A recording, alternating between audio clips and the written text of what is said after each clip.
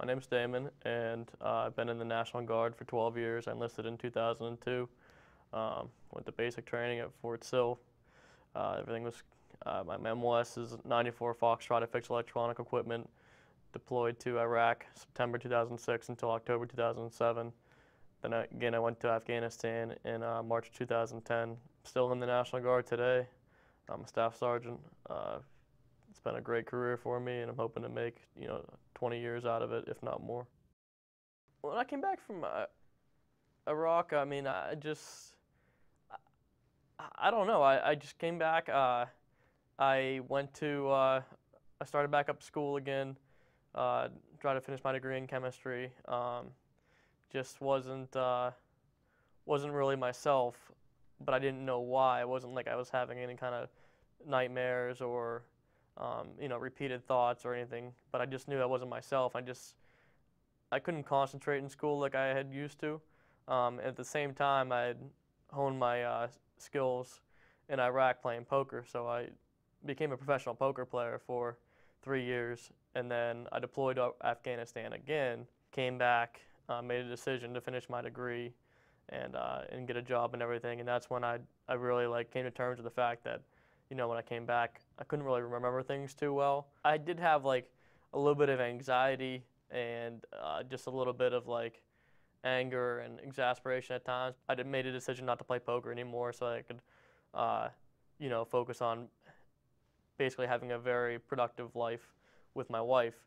And so at the same time I came back from Afghanistan, I was unemployed, so I'm going through that whole transition. So it's kind of hard to pinpoint everything, but for me, the one thing that I really thought was definitely related to Afghanistan was the memory. I also, I moved from Pittsburgh to Boston, which moved away from all my friends and family.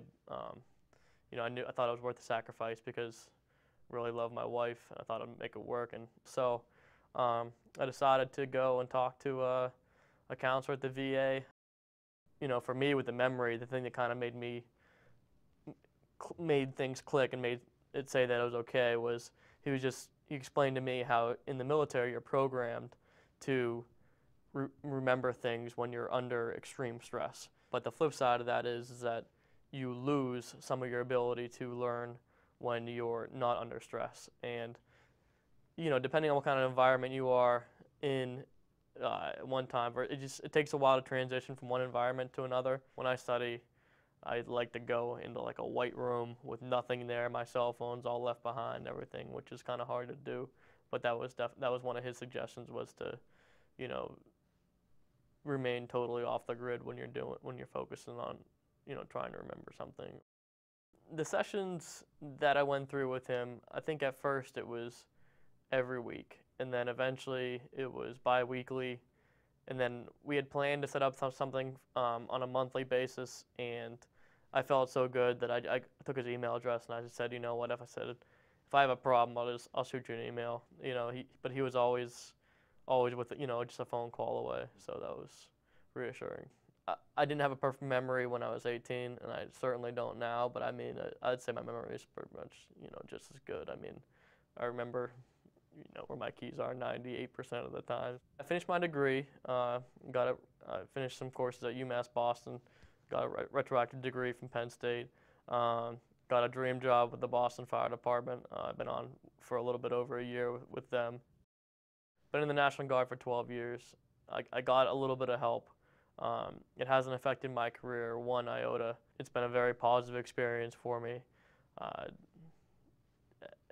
I would recommend it to anybody. I mean, don't be afraid to get help, and sometimes the help or what they're gonna do, what the solution is for you, is a lot simpler than you think it otherwise will be. Seek the help. Don't be afraid of it.